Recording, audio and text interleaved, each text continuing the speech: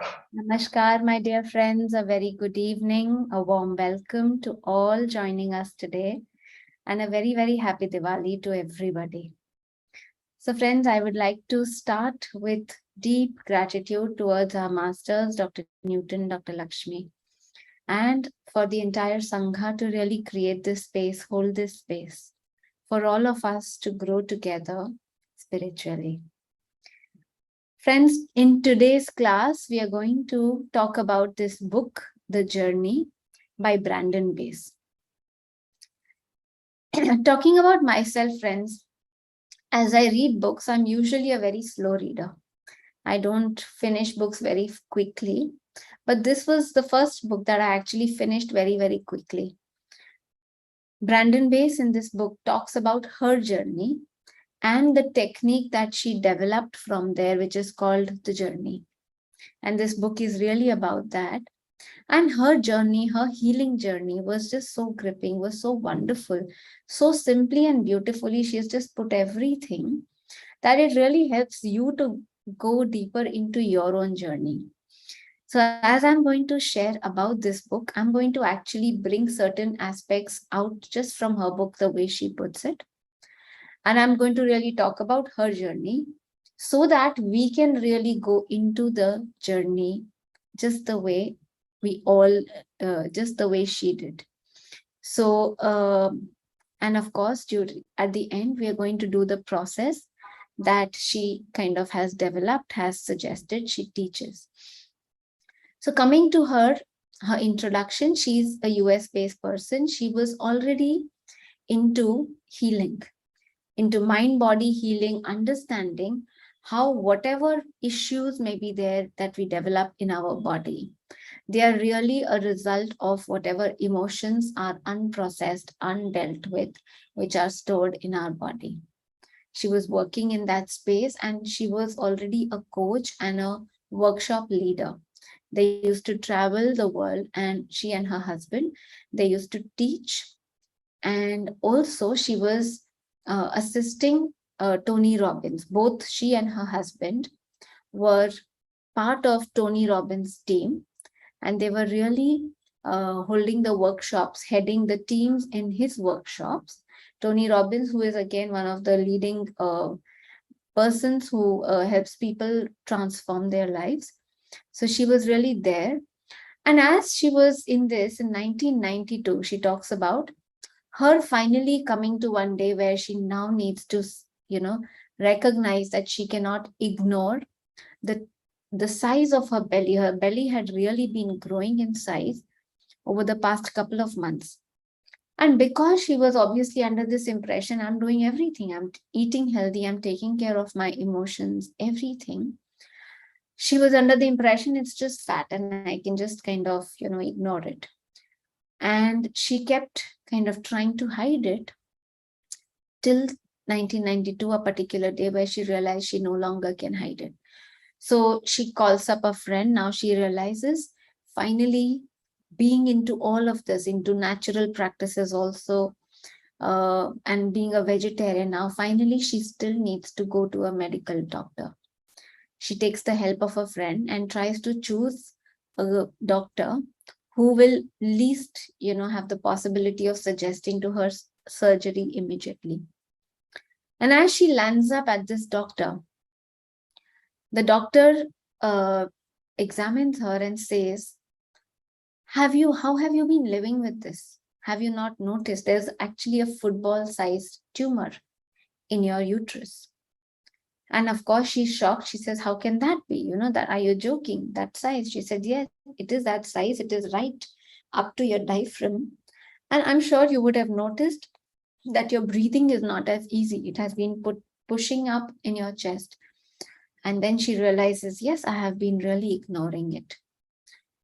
So she really tells her, you cannot do anything else. Surgery is the only option. And as she tells her that I'm into this mind-body healing space, I want to give it a little time. And she said, you may not live at all, because not only is there a tumor, but there is a bleeding, internal bleeding that's happening. And then she pleads, can I just do something, take the help of homeopathy and some diets and whatever stuff, and really stop the bleeding and buy time for me. So if I manage to do that, how much time can you give me? And the doctor tells her, I can give you 1 month. That's the time that I can give you. So from here on, Brandon Bays really goes on. So I'm going to share her journey, what she really does and what is her life really after that. But from here, she really goes on to that. She steps out of the office of the doctor now saying, okay, I have 1 month. Obviously, she's shaky. She's nervous. She knows I can no longer be in denial. She realizes later that she had done a pap smear about a year back on which the precancerous thing had come, but she had at that time ignored. Now, of course, when she's stepping out of this doctor's office, on one side, she's shaky. On the other side, she already is aware of so many people who have managed to heal themselves with even more severe conditions. So she knows that this is a possibility. I can do it. The body has the possibility of really healing itself, right? So she's aware that the healing journey has been there for so many. They may have gone through their own stuff during that period, but this 1 month, she decided, I'm going to give it all that I can. She says, though I didn't know what my healing journey would be, somehow I realized that some part of the same part of me that had been responsible for creating the tumor would be responsible for uncreating it. And in this recognition, I felt like a childlike innocence and trust that somehow I would be guided to discover what it was this pelvic mass had to teach me. So, friends, Dr. Newton's book, also, which was just done 2-3 weeks back, Consciousness Heals. Dr. Newton is really also talking about the same thing, that how our body is our teacher. When we have an illness, it is here for us to teach us something. We create our reality. So for some reason, if we have created an illness, we need to remember and remind ourselves that we are bigger than the illness. Like she says, the same part that created is now going to be responsible for uncreating it. And the beautiful thing is that trust that was there in her, that childlike innocence that was there in her, was really what helped her to go through this journey. And she says, I had no doubt that part of my journey would involve uncovering and discovering what it was the tumor had to teach me. I knew I would need to find out what past unresolved emotional memories and patterns were residing in the cells, learn whatever lessons were there, and finally resolve and release them. So as she really does this, so she takes help of, she goes to a homeopathic store, takes some medicines to stop the healing journey. She already knows NLP and she takes help of that. For the past 12 years, as I mentioned, she was already a vegetarian, eating very healthy food. But further, she added on to more live food, more vegetables, and really kind of eating very light, even when she was traveling, so that she realized, like she said, that already I know that the emotions are really in the body. But she said, as the body deals with the process of releasing it, my body should be able to take it and support that release. Hence, she really took help of the dietary changes as well. The other things that she did during this process was massage therapy, which I'll talk about the therapist that she went to. The massage therapy, of course, would be responsible for, moving the energies, and that would really help the body to integrate all the shifts that she was going to go through. The same with the colonic irrigation. And she also took the help of cranial visceral massage therapy. So of course, by the end, 6.5 weeks is what it took for the tumor to go, but we're really going to talk a little about her journey. What happened? My slide is just moving. It got stuck, friends. 1 second. So as she comes from the doctor's place. She informs her husband who was traveling. She calls one of her friends. And the husband, of course, is shaken up when the doctor has told that there's a football-sized tumor inside. He hands over the phone to Tony Robbins, with whom he was doing a workshop at that time. He was a leader there. And Tony just hears whatever she has to say, and he says, "Don't worry, Brandon, you'll get it handled." Okay. And she spoke to the friend I mentioned. The friend also said, "This is no big deal, you'll get it handled." Now, somewhere, she said, from 3 different places, she heard the same words. She was getting the signs, all pointing at the same thing: you will get it handled, don't worry about it. And that further gave her the confidence to really go into her journey. She said that I started actively taking part of my physical body in preparation for the healing. I still had not addressed the emotional side. I had to go to the core of what created the tumor in the first place. I checked inside to see if I was avoiding facing the issue, and I honestly didn't feel I was. I was just staying open and trusting I would be guided, and hadn't yet called or pulled to dive into the emotional cause of the tumor. So, friends, so many times, even when we are working on ourselves, right? Sometimes it happens that we are able to go to a particular layer. And yet, even though we may not be in active denial, even though it's not like we want to avoid it, at some time we are not ready. Now that this tumor had showed up, she realizes that she was not in denial, but still there was something that she had now to go deeper into. So this person, the massage therapist, whose name is Surja, I've taken this part just from the book. While massaging, this person who's massaging her, she's suggesting to her, why don't you, in your mind's eye, take some steps right down into your tumor. With your mind's eye, your awareness, go into the tumor and see what it looks like down there. And Brandon says that her suggestion seemed so obvious, but somehow it just felt right. This is exactly what I just needed to do. As she does that, she goes into a memory which she had earlier seen. So her mind is telling, oh, this is something that you've already seen. Why would the same thing come? And she tells Surja. And still Surja says, no, since it's coming up, your mind is telling you, I have dealt with this. This is not something that probably would be the cause.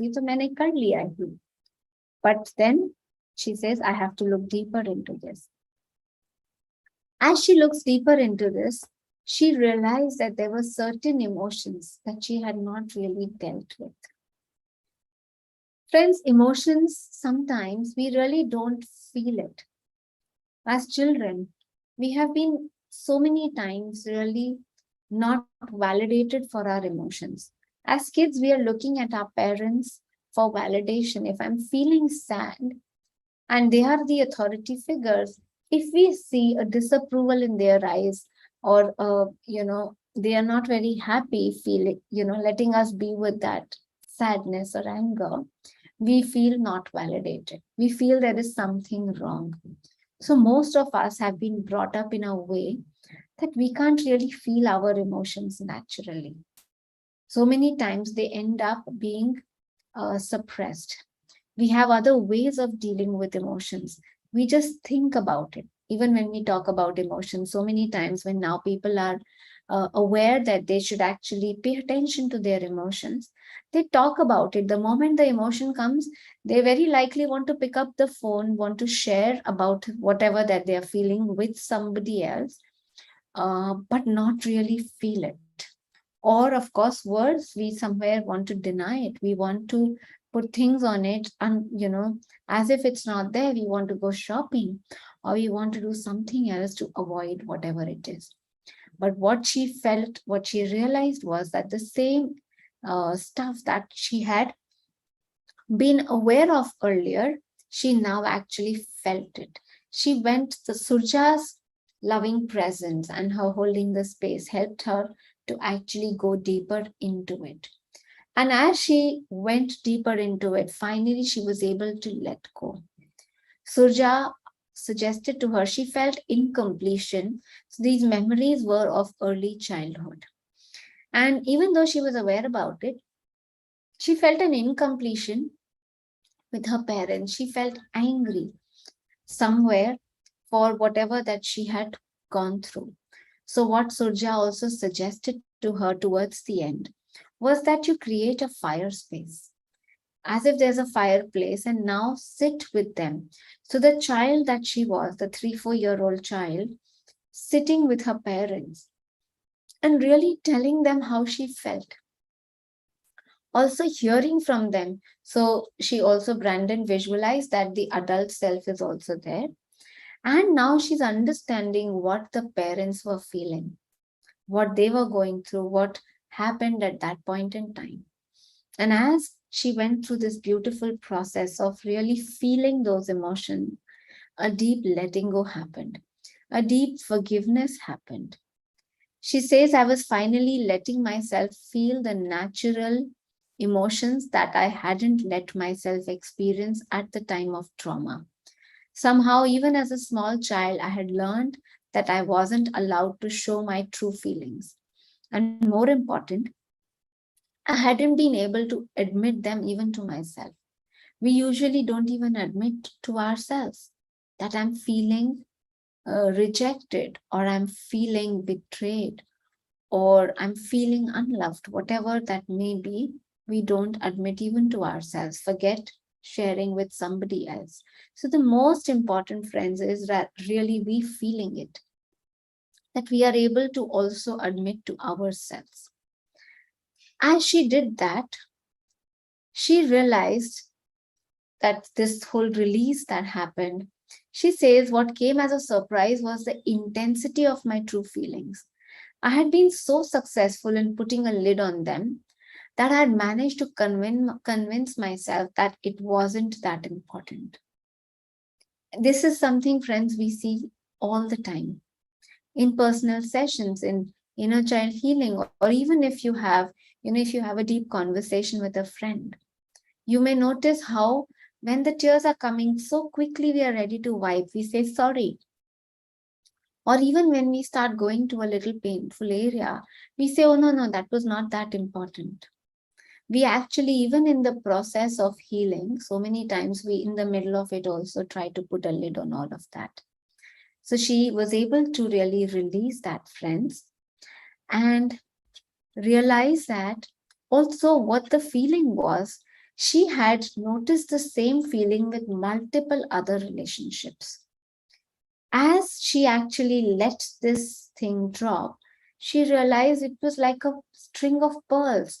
All the beads, all the pearls were really the same feeling was there with another person, the same feeling was there in another scenario, at school, in the college, with another person. So, what happened was that as she went to the root, the core memory, and she really felt it and released and let go and forgave, it's like that whole string just broke. It's as if that whole pearls or everything just started dropping, and she started really feeling a very, very deep release with this. It was a very deep 2 hour process that she went through with this massage therapist. And at the end of it, as she woke up, she was still in this, feeling heavy headed. As she touched her abdomen, what initially felt like this tight, big one was feeling much softer now. There was definitely a change that she could feel even the end of this 2 hour massage. During the process, she says, tears streamed down my cheeks. Peace washed through my body, the peace of completion. She could sense it, that now this was over. A simple knowing arose from within, a knowing that the story was over. And this is what really helped even for her to sense this physical shift, what she felt with her abdomen going soft. She says it was a journey of discovering, surrendering, letting go, and healing. And my mind had next to nothing to do with it.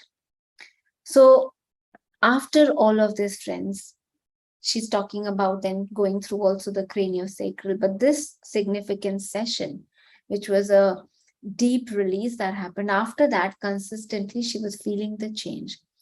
She could feel that her tummy was going much lesser. And finally, at the end of 1 month, when she was about to visit the gynac, she was really hoping that it had completely gone away. As she went to the gynac examined her. And she said, "What is it that you have been doing? Things are much better." And she said, "Though it's not gone, but it's down to a cantaloupe size. It's a 6-inch cantaloupe. It's this much now." Now, Brandon Bays was extremely distraught again. She said, "Oh my God, it's not gone." She was just hoping that the doctor said it was completely gone now. And she was somewhere feeling shattered. The doctor said, "I think you're not really understanding what I said. Can you imagine so she's actually showing her with the size. It was a football size and now it's come to this much, right? Now I can catch it in my hand. When I put my hand on your belly, I can hold it, the entire thing in my hand. And you need to now just tell me, what is it that you have been doing?" So she started telling her, "I went through this whole emotional release process." Now the doctor, at the end of just 2 minutes of hearing this, she said, "Stop that, tell me real stuff. This is not the real stuff. Tell me what diet changes, what all you did. Physically, what is it that you did?" Now she could see that the doctor was clearly not believing in any of this emotional stuff, any of the mind-body stuff. And somewhere something shut inside Brandon Bay. She said, "I'm not going to come back to this doctor." So as she left with her friend again from this doctor's place, she felt good. Okay, it had come down. Now she was able to make sense that it was not this size, it was, small. And she was feeling very grateful to this doctor who gave her this 1 month and she could go through this. However, she said, "Now I'm going to further work on it. If it has come to this much, the work is already happening. So I'm going to continue my journey and I will then go to another doctor to really get the checkup done." The reports that this doctor had done, for some reason, the blood had kind of really washed that whole tissue. They could not realize whether this tumor that she had was malignant or benign. So she decided, "I'm not going to come back to her for my test. I will go to another place." And she continued with really dealing with her emotional stuff. She took the time away. And as I mentioned, that she realized that she had been putting a lid on so many of the things. She took time, 5 days of complete silence at home, not doing anything, and saying, "What is it? What other stuff have I been putting under the carpet? Where is it that I have not been feeling the stuff? Just thinking about it, just talking about it." She realized that she had this compulsion of helping people, that she could not say no. As a therapist, whenever somebody would ask for her help, she would, at the expense of her own health, also give them time. And now she said, "I was also ready to look at this." So as she took this 5 days in complete silence, she looked at this. She really felt, and as she was with herself, she was just going deeper. She felt such tremendous love deep within herself. She realized that these people also in her profession whom she was helping, she was wanting their validation, their love, their appreciation.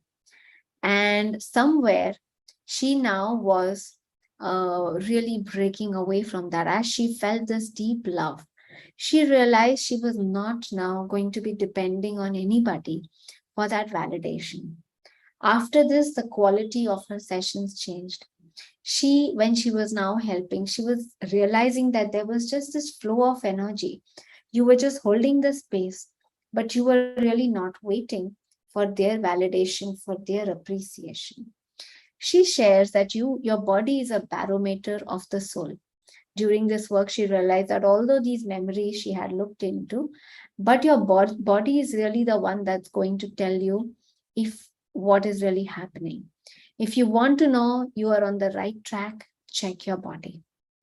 And when she's saying this, she knows that it's not no longer just the mind over body.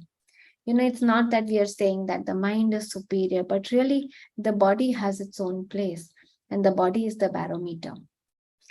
Now, after this, at the end of 6 weeks, she got an appointment.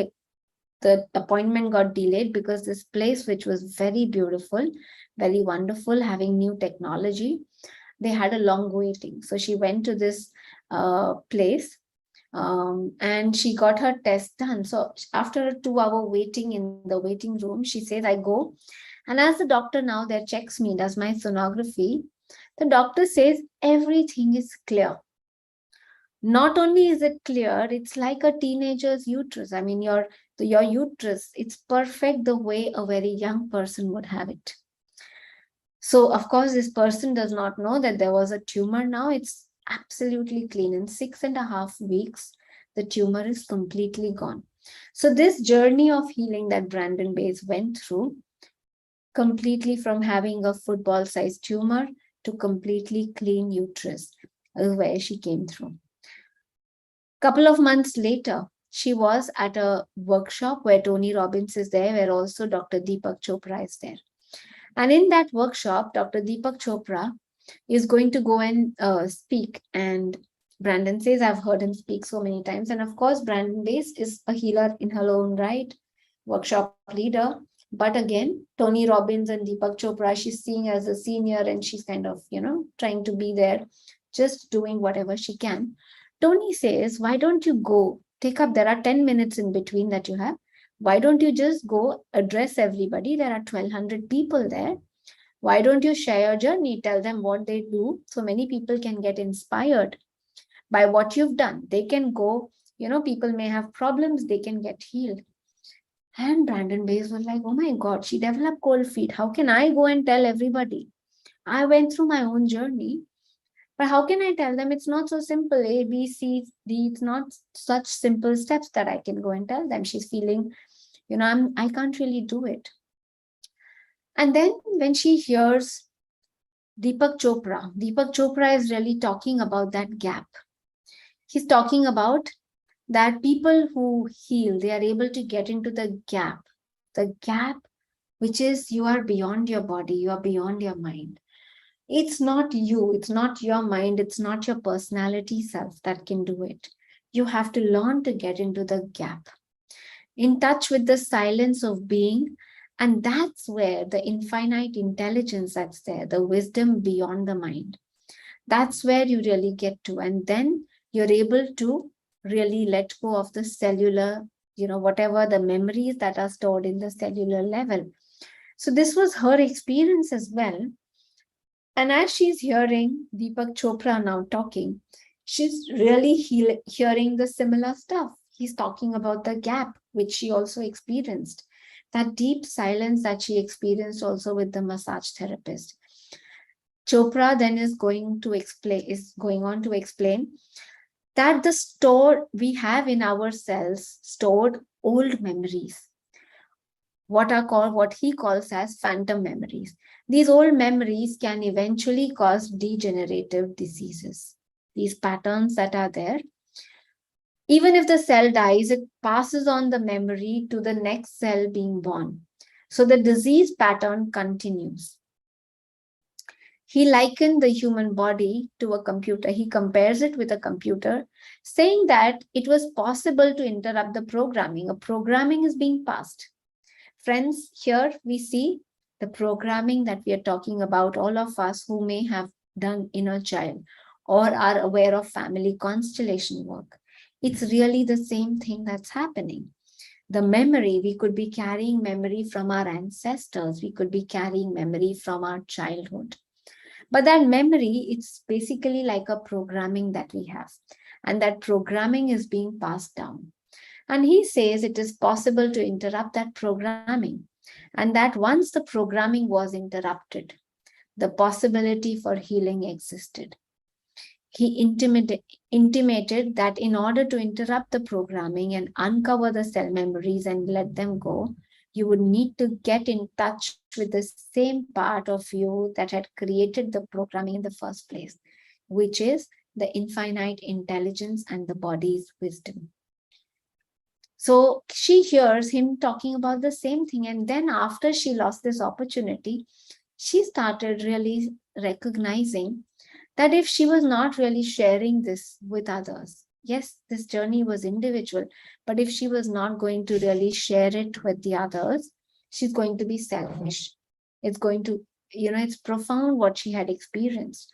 So what she did is that she started helping other people. She sent out a prayer. She started, helping other people who had deep emotional issues, which they were not able to really deal with and let go. Working with many other people, she really developed this emotional journey process. Okay. She says, once you've identified the emotional issue that you are avoiding feeling. So, like she said, that when she was compulsively having the need to help others, she was really avoiding herself. She was falling ill. So obviously her body was really telling her something that the mind was not ready to see. So you're avoiding now seeing something. All of us tend to do that, friends. We need to really recognize, okay, this is what I'm avoiding. So as you're listening to me during this process, okay, I want you to take just about 10 seconds. Say, what is it? Where is it? Which area of your life that you realize that you may get too busy, that you sense your inner knowing is there. You sense that there could be something that you could be avoiding. Maybe is there something in your work area, in your relationships area? What is it that you avoid looking deeper at? Okay. I want you to pay attention to that.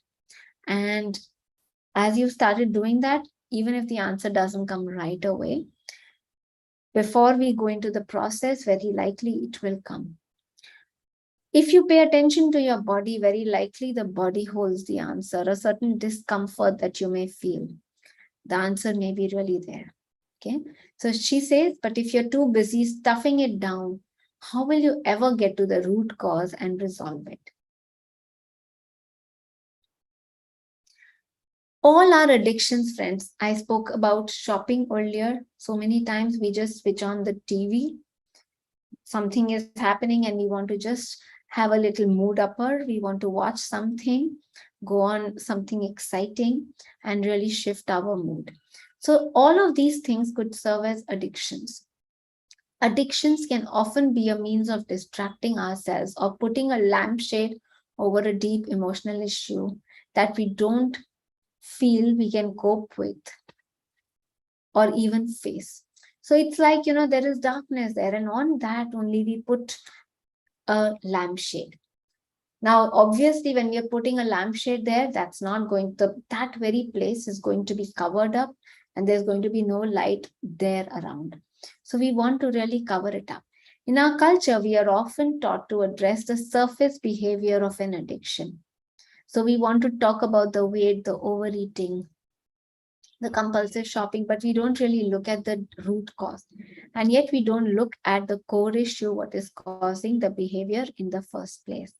So just so that we can have a little deeper understanding, my dear friends, at the deepest part of ourselves is the core state or the being, the infinite intelligence that Brandon Bass or Deepak Chopra is talking about. Around that, all things that we have experienced as a child early is the layer of our inner child. We are, of course, very vulnerable as a child.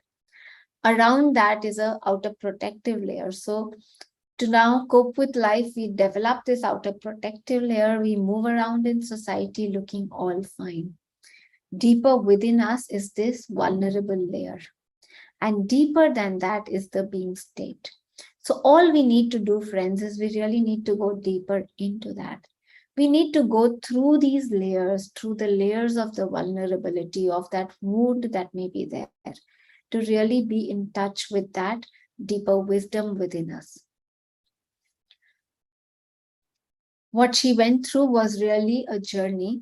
Like I mentioned, that when she was realizing that she had to do for other people, she went through this journey to really step from doership to beership, where she could just be. Of course, there would be work. We will do all of that, but in a different state. The whole quality shifts, friends. At some point, you may feel yourself devoid of feeling. So she's talking about this. We spoke about the outer layer, the vulnerable, and the being state. When we reach the being state, the process that we are going to do, we are going to go through the layers. And she says at some point when we are really, all those feelings have ended, devoid of that feeling, that's when we are stepping into this deeper layer. This deeper layer is like the unknown zone. This is the gateway to the source. This is where we feel connected. So she had profound experiences as she was healing. What is it that we need to ask ourselves? What would have to happen in order to forgive? When we have to go through this journey, why don't we go through that? We carry layers of emotions. And what is it that is going to help us to go through that? We need to be able to forgive. Forgive others and our own selves as well. So as she went through this, friends, like I mentioned, she started helping a lot of people. The letting go is what really helped. She was helping other people. This was not the end of it. It was not just this physical thing. After 1.5 years of this, as she was in a studio, she was really doing a talk show for around the same topic at a different city. What happened is she saw somebody came and told her, you must watch what's happening on TV. And what she realized was that there was a fire. There was a fire in the whole place where they used to stay. This place is called Malibu. This is in California. And in this entire place, fire had happened. The entire place was burning. She said, as I watched this on TV, it was black smoke. We couldn't really see. I just knew that the entire area was on fire. And even though I was watching this, yet there was a part of me deep within me which was just still, which was just feeling blessed, which was just feeling so peaceful. She settled down. She prayed for everybody's safety. She knew that there was nobody home in her own place, but she was hoping for the safety of all the people around. Her husband was somewhere else away, again in Tony Robbins' workshop. Her daughter, only daughter, was with her fiance in another place. And there were no pets. So as she is kind of really going through this, then she goes back to the hotel. And the next day she again comes for the shoot. And as she comes back, people are shocked to see her. And they give her the news that your house is burned. So of course, as there was this whole fire, there were a couple of houses which were burned. Many of them were saved. So she gets the news that your house has been burned. So why don't you go back? Do you have, is your house insured? And she says, of course not. None of us, ours is, because it's a very expensive area. So there's no insurance, but she needs to now go back. They go back, she and her husband, they see that the entire house, except for her meditation room, is burnt. And as the fireman is telling them about what happened, he says that the fire reached her house, burnt everything else except for the meditation room. And this place, actually, after this, the fire stopped. So what she realizes was that the fire was coming, and somewhere she felt deep that there was a karma that was being burnt. And as the fire reaches here, the powerful energies of her meditation room probably had been resulting in the fire stopping. So many other houses were also saved, and the only place in her house that was saved was her meditation room. Of course, they could not really now be here. They went to another apartment. Slowly, they shifted to apartment in the same area. And she shares that as they were living there, then they had started to travel again. One travel, when she was, they could stop by at India. In India, she went to her guru in India. So one meditation teacher, she went to him. And those couple of days that they spent there, she felt a very, very deep spiritual experience. It was as if she was being broken open. As if there was this whole oneness experience. She connected with the source, as if she really connected with this source deep within her, the feeling of deep peace, abundance, joy. And as she comes back from there, she shares about something else that was waiting for her. So we've seen this whole episode of her physical journey, her body, but now something deeper, something even more was about to happen.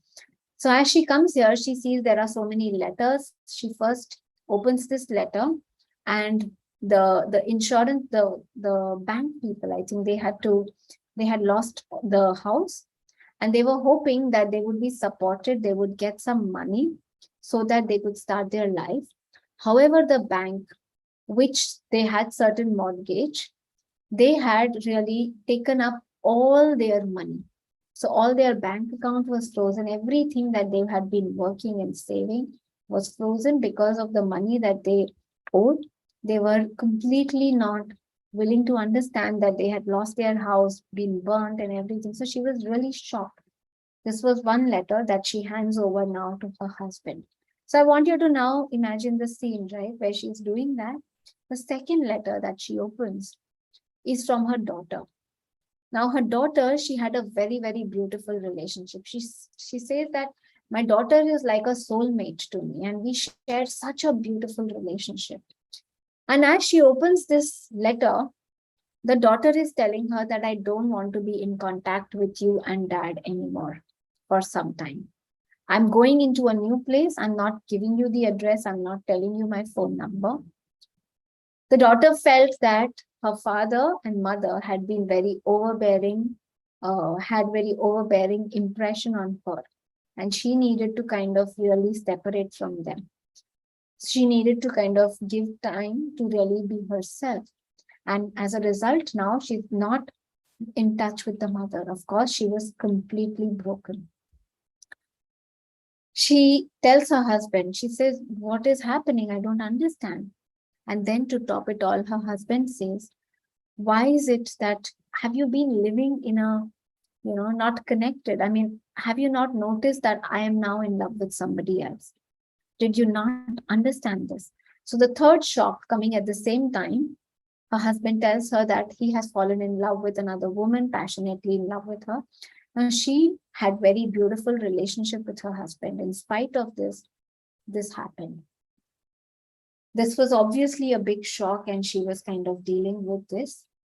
She applied the same principles, my dear friends. She took time to really also deal with whatever that she was feeling. She gave the time to also her husband make a decision, give me the time to really, sort out whatever that I'm feeling. Her husband then decided to go with the other woman. But before he was really even taking the time for this, the last sentence that he told her was, I'm just getting this feeling that whatever that I may decide, I feel like it's going to be for your good. Now, all this time that she was obviously, feeling this, the one thing that she felt and saw was have faith, everything is all right. So she was seeing this again as a sign. And she kept feeling as if some karma was just lifting off. So she's going through all of this chaos in her life and yet feeling this. When she's talking about her house friends, I shared that she was feeling this deep peace. She says that I feel gratitude because I'm truly aware today how most people would gladly burn down. This is down, not own, burn down 10 houses to experience the kind of love that I have in my life.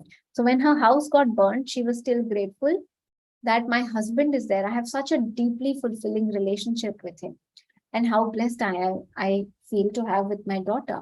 And just after that, imagine this is what is also happening. So she also loses this. And then she's saying that the feeling that was there, no, whatever comes to you unexpected, to be gift from God. This is what the message was also from her master. Know whatever comes to you unexpected to be a gift from God, which will surely serve you if you use it to the fullest. It is only that which you strive for out of your own imagination that gives you trouble. So clearly, she was not really able to see at that point in time when the shocks happened in her life. What is it? How is this serving me?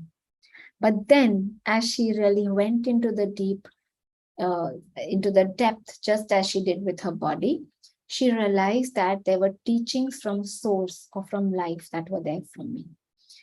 The teaching from the tumor, as we saw, was you are not your body. The teaching from the fire was you are not your material possessions. The teaching from IRS, this is the people who sent that letter, you are not your money or your ability to survive as well. The teachings from Kelly, her daughter, you are not your relationships. So we all hold on to so many things, we get defined by our relationship, we cling to. And really what she says is that it's as if source or life was really making me see how this is not who I am. This is not who I am. One thing was being taken away. And as this was going away, I could see a deeper part of me. And with her husband, Dawn, you are not the romance or the marriage. Deep wisdom kept coming to her. Deep love is what she really kept growing with and into. She says, it's as if the source is really wanting to make you free. And freedom doesn't really have a boundary. It's not like, okay, if I've arrived here, this is freedom. So it's not that any point we can say, oh, I have arrived, now things are not going to be, now I have the perfect partner, now I have the perfect life, the perfect house, the perfect daughter, now I'm sorted. So even though as human beings, our mind wants to really kind of have that, cling to any of that, but source or life really is trying to really free us. So freedom has no limits. We keep kind of, growing deeper and deeper, and everything, like as she went deeper into this, she could see how everything that was happening, actually she was growing in spite of that deep within. She was growing probably because of this. So as she experienced any chaos, deeper levels of peace, wisdom came in her. She says, you are this love that is present when all else comes and goes. This is exactly what Buddha says. Everything is temporary. Everything comes, everything that comes also goes. So we are not our relationships. We are not the romance. We are not any of this. We may experience all of this. We may live with all of this, right? Of course, we are not saying that we have to give up. We may live with all of this as Raja Janaka. When he was a king, I'm just feeling like sharing this story. There was once a master who was having a disciple, who's not really able to learn. There's something he's feeling, he's stopping somewhere, and he says he needs to really, go to Janaka. So he sends him to Janaka. And as this person takes this long journey to go to Janaka, he's bewildered. What is this king doing? He's in the middle of all the riches. He's eating everything. He is, the way he's living is very different from what we live in the monastery. What is it that I'm supposed to learn from this person?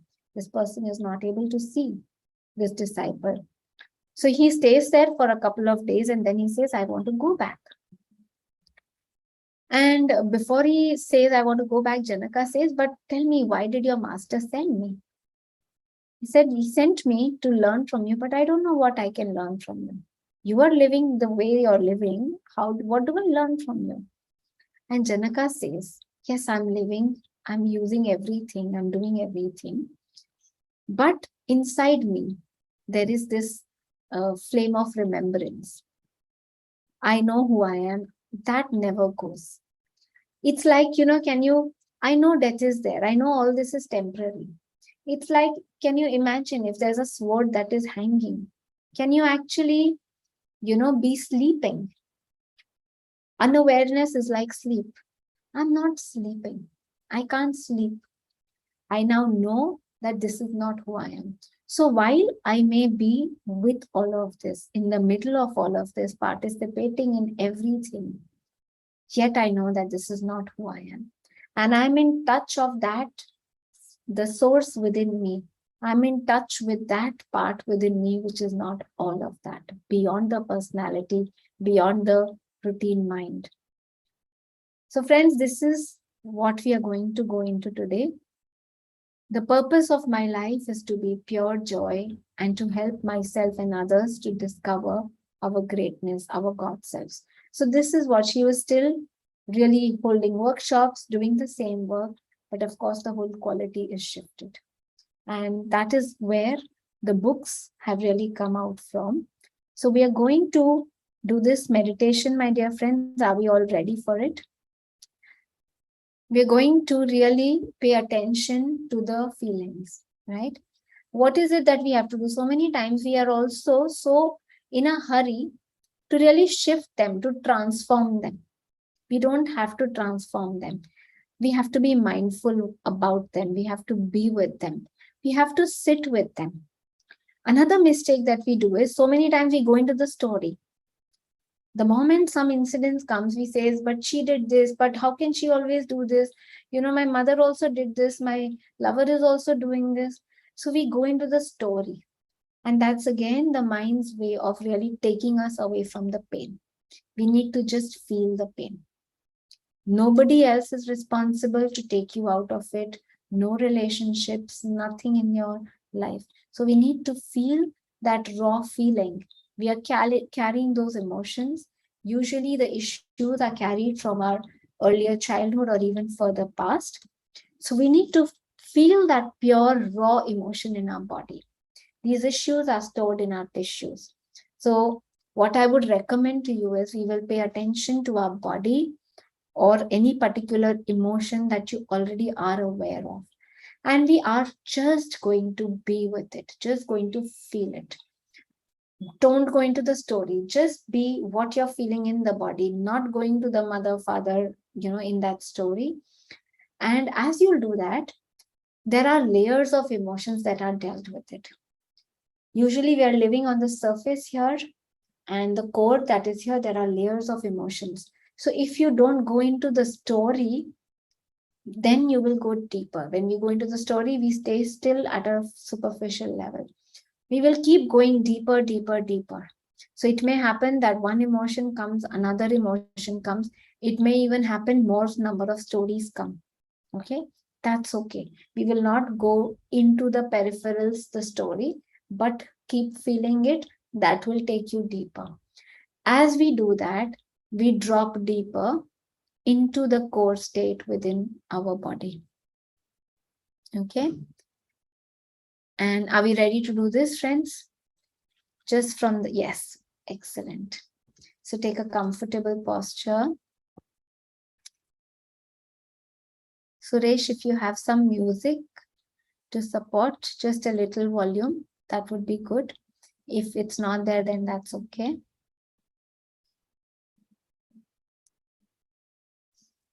Closing your eyes, friends. Bring your awareness to your breath. Coming to the natural incoming and outgoing breath. I'd like you to now take 3 long and deep breaths. As you're breathing in, tell yourself, I am ready to look deeper. As you're breathing out, breathe out all the resistance, all the worry, all the fear. As you're breathing in, know that you are safe. Trust yourself. Trust the universe. As you're breathing out, let go deeper.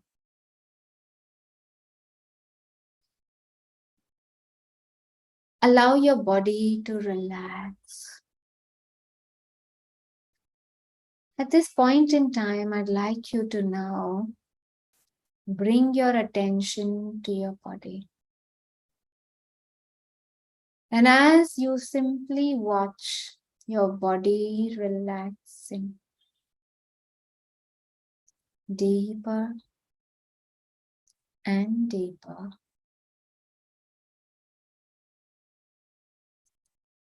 Become aware of any parts of your body which feel a little different.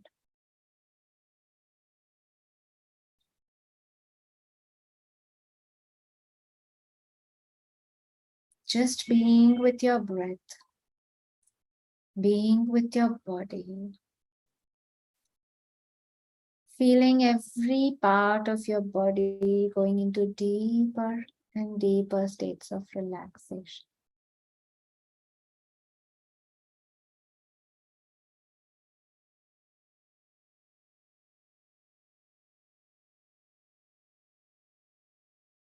Our body is our best friend. It is our barometer. Our body never lies.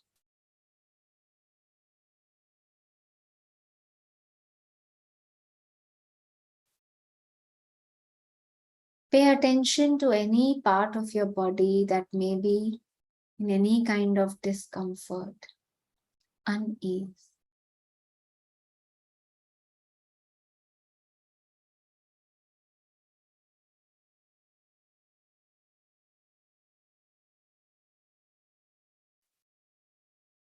You're not trying to change anything.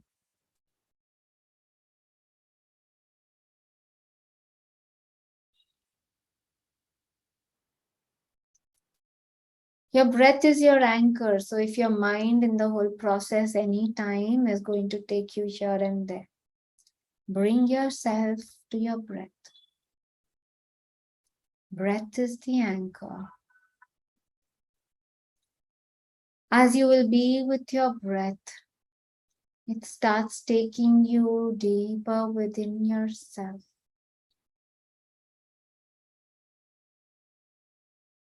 Beyond your mind.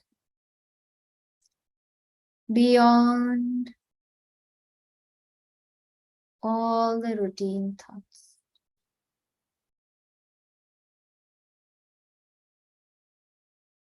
As you keep your awareness with that part of the body, which may be not feeling so comfortable. Or you can bring your awareness to an emotional issue that you may have noticed. Some people may feel it in the body. Some may just notice an issue that's there, not sense it in the body. Whichever that you feel is right for you. Be with it.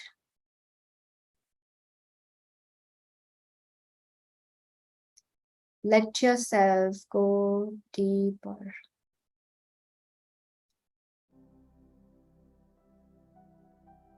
Let yourself be with this part of the body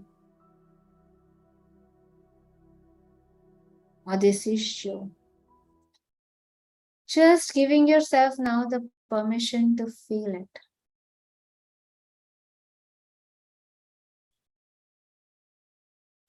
Validating the emotions that you may feel. The breath may take you deeper through into the layers. You may notice a memory pop up, an emotion being felt. Be with it, feeling it.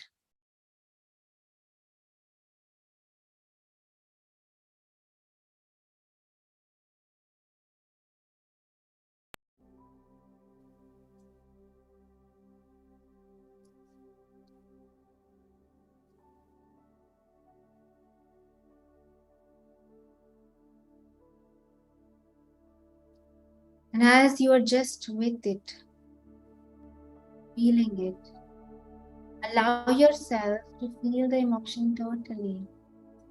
Tears are coming, let them roll down. As if holding the space for yourself, being with yourself, validating your emotions, reminding yourself it is okay for me to feel.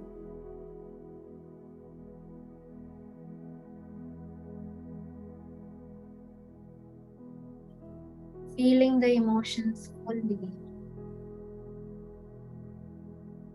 is what helps to transform it or release it. As your intention is today to go deeper into it,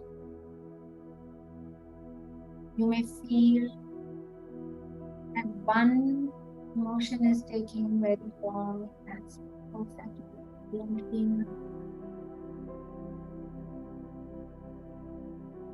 Or you may feel that you're rapidly going to one. Just remind yourself not to go and get lost into the storm.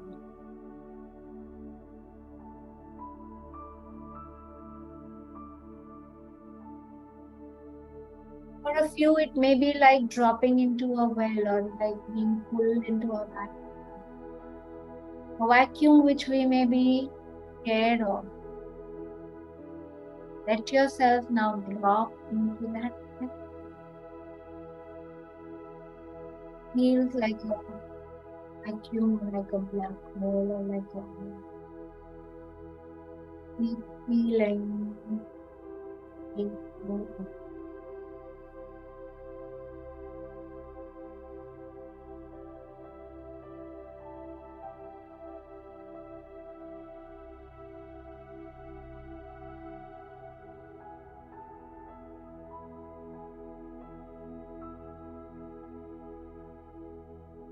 Going deeper through these layers. Let yourself be pulled. Let yourself be pulled.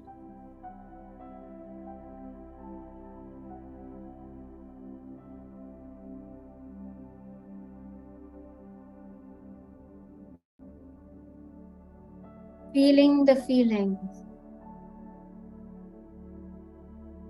Our body doesn't lie. Go through them.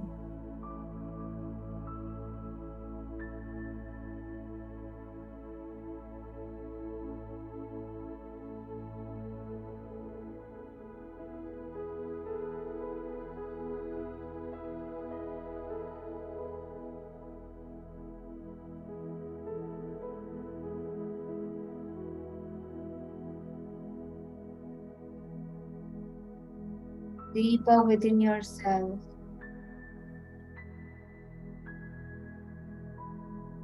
With your breath. Going deeper.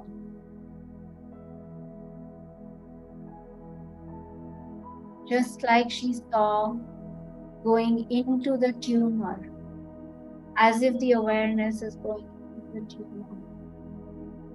Let yourself go into the issue. Be deeper.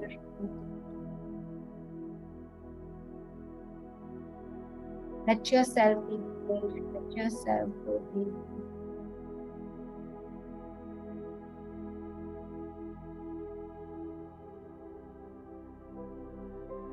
All emotions are valid.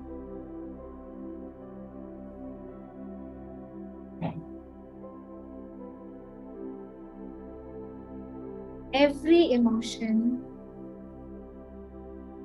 is telling you about the need underlying it. As you're feeling the emotions, releasing, going through them, you may be able to connect with your inner child. Look at the need which was underlying them.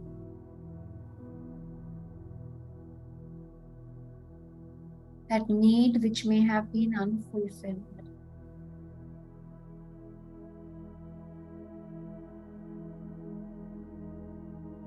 As you see it, you are taking self-responsibility.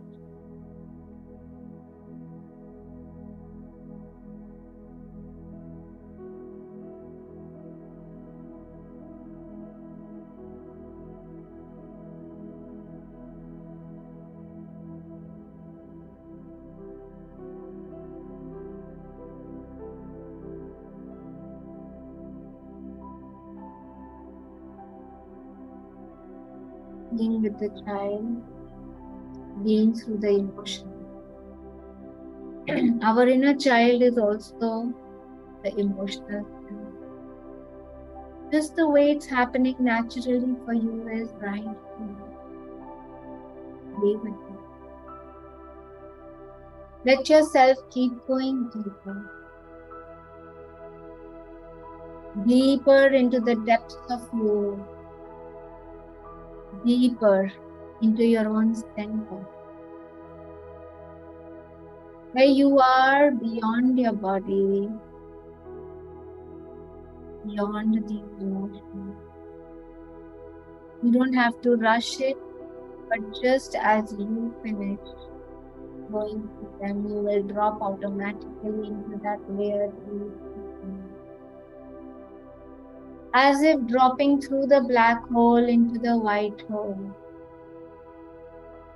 As if dropping from the darkness into the light.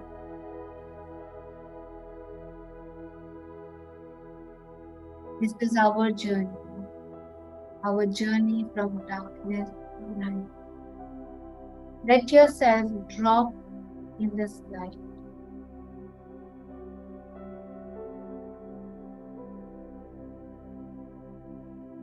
Be with it, be there.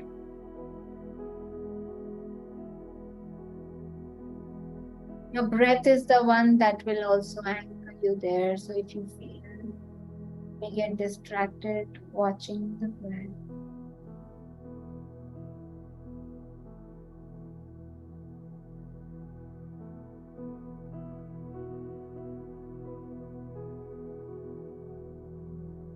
being in this state, connected to the aspect of you beyond this body. Let your breath keep taking you deeper, or let yourself keep going deeper into this unknown zone. All you do is keep your attention there and keep relaxing deeper and deeper.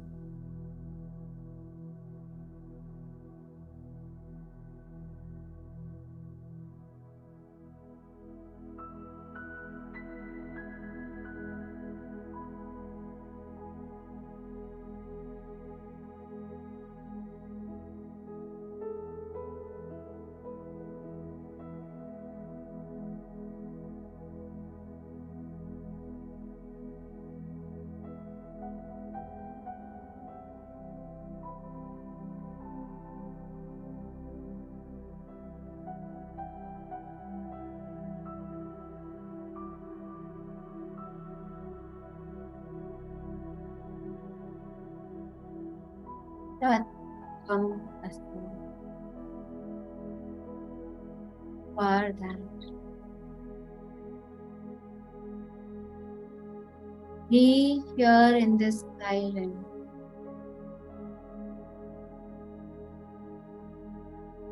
Stillness.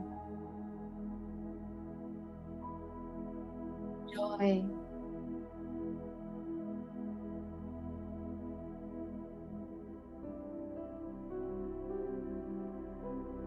Know yourself as this.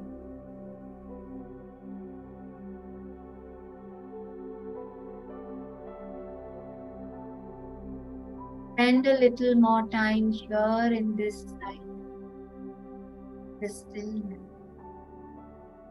in this nothingness.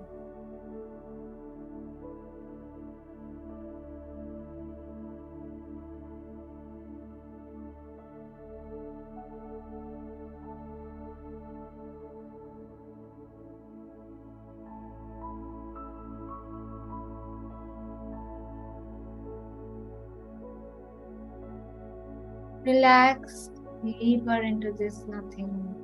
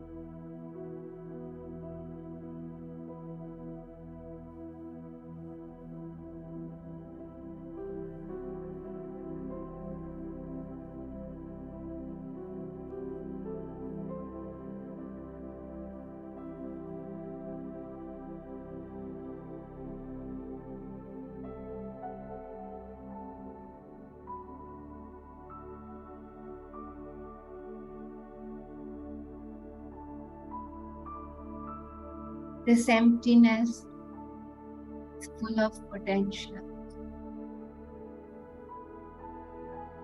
full of possibility. This silence is full of answers.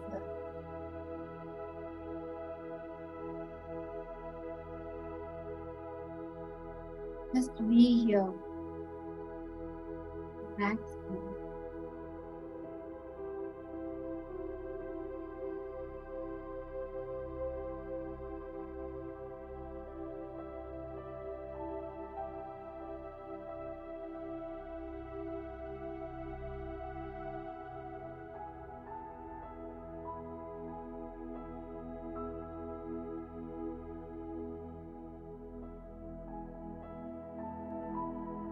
Just another 2 minutes. Let yourself deep in this time.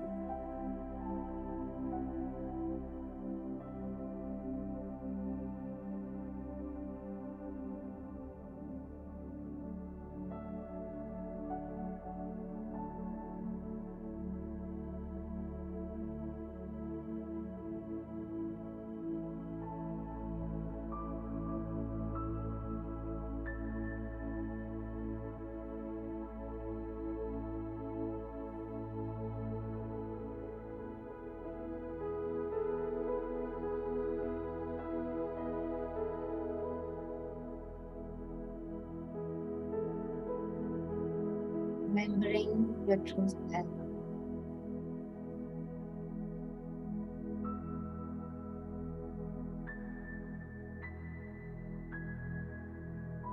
Remembering this peace.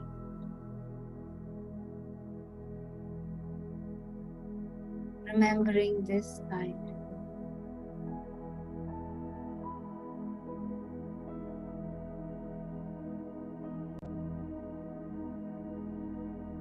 Slowly, as you get ready to come back, will come with this remembrance.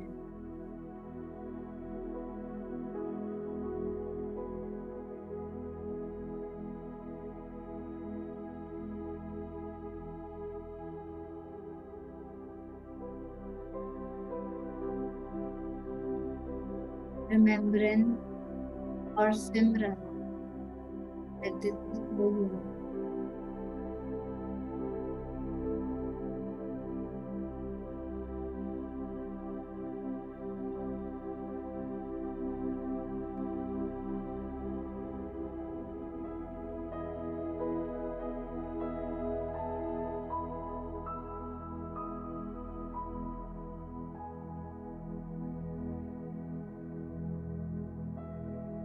Last 10 seconds with you.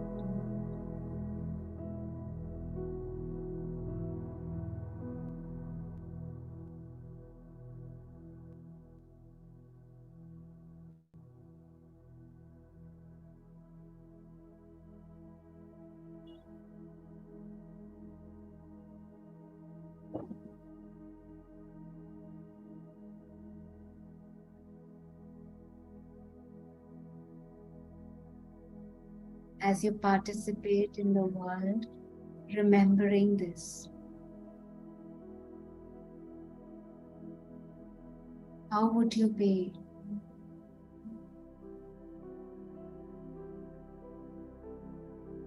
Bring back this remembrance with you. Peace, this fragrance with you back. 5, 4, 2, 1, and breathe. Taking a couple of long and deep breaths, slowly you may rub your palms together, cover your eyes, slowly opening your eyes.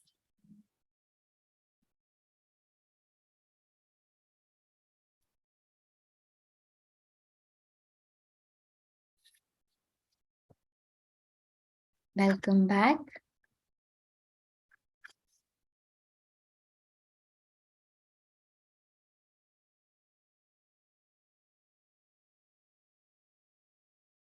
That's wonderful, friends. Friends, anybody who would like to share their experience? And then we can also take on any 1 or 2 questions if there are any.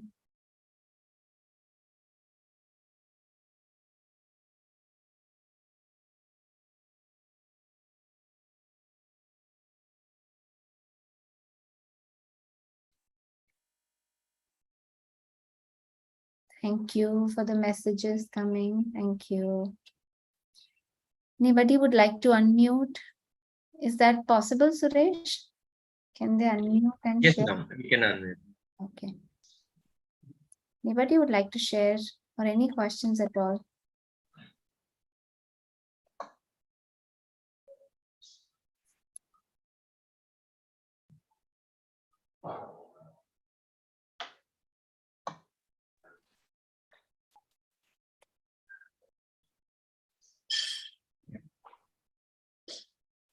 Yes.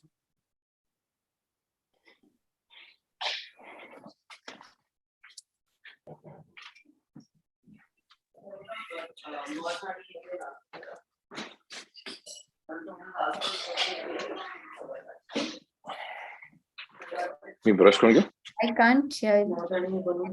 People have unmuted, but I can't hear you. Yes. Have you unmuted? Hemala also we can ask.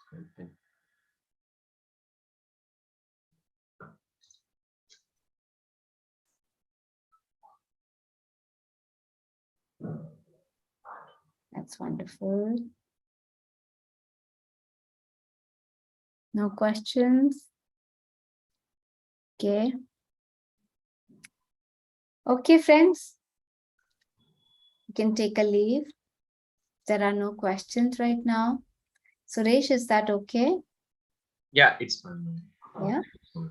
That's wonderful. Yeah, I wanted to ask something. Yes, Yogi, please. Actually, like I was in meditative state when we were like taking the session, but somehow it was breaking. Means in the middle. I don't know what was why it was happening. Okay. I don't know if it's from my side. No. Oh, okay, from your side. So you couldn't hear me? Is that what you're saying? I could hear you. Means like I was in that state and suddenly something like it broke, something like that. Okay.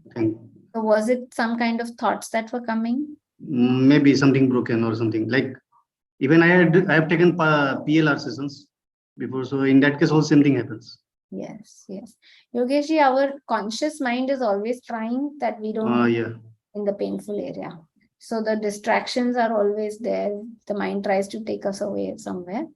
So that's why in the beginning I suggested that. But I was taking that deep trance, something like that. But suddenly something happened. That's wonderful. Could you feel any kind of emotional release at all? Yeah, I am feeling a bit relaxed. Okay. What do you suggest? Just continue. I think you can practice it again.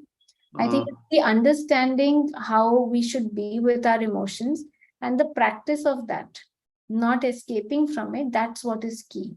So sometimes it doesn't happen in one session, but developing the practice that whenever something is happening, take the time to sit with it. That's what would help. And of course, practicing meditation regularly, in which we start really feeling ourselves beyond our body, mind. Which one do you suggest, Preeti? Simple Anapanasati is what on a regular basis. Any other meditations, any other processes which you can use need-based.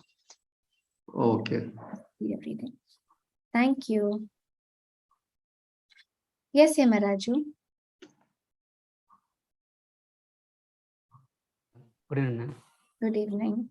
Yeah, thank you for guided meditation. In this meditation, I went to childhood stage when I was hit by back on the back. I felt very low, powerless, and then I started being the pain has been releasing in the session very deeper level, and I can't bear it. I couldn't bear it, the pain. But finally, I I felt the pain has been released. That's what.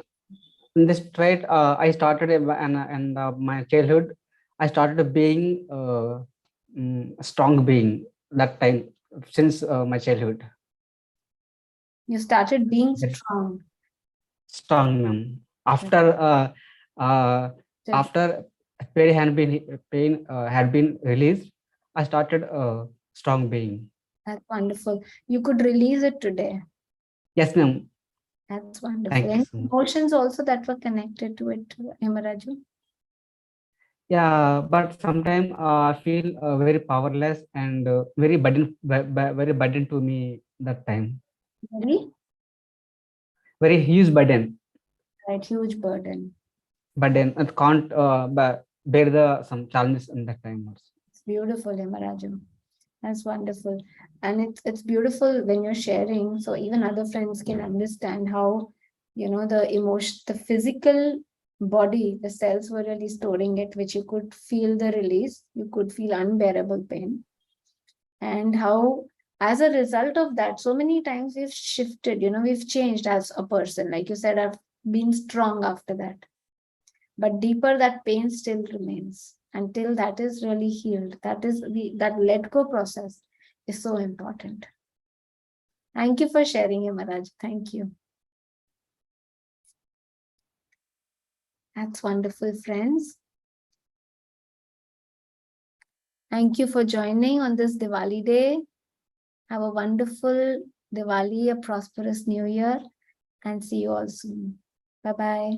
Thank you.